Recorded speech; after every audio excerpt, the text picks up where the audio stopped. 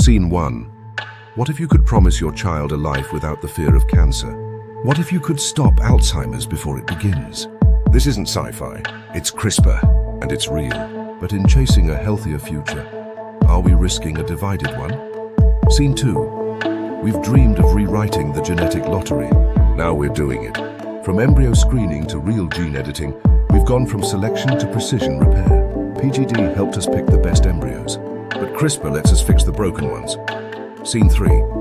Discovered in 2012, CRISPR-Cas9 is a gene-editing scalpel. It hones in, cuts clean, and lets cells heal themselves, this time with perfect code. In 2024, Casgevy became the first approved CRISPR therapy. It doesn't change your kids, but it proves the tech works.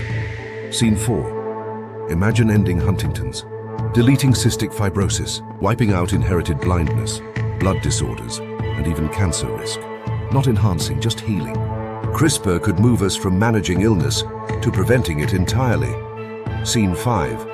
But where do we draw the line? Once disease is gone, do we start enhancing? Height, memory, muscle, who decides what's better? Scene 6. This isn't just about health. Gene editing is expensive. If only the rich can afford to upgrade their children, what happens to the rest of us? Are we building a permanent genetic underclass? Scene 7. CRISPR is precise, but not perfect.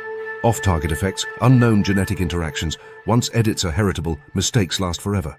We might solve today's disease and create tomorrow's disaster. Scene 8. Should parents have the power to code their child's future? What does natural even mean when life is editable? Love becomes design. Parenting becomes planning. Humanity becomes a product. Scene 9. This isn't just science. It's ethics. It's society.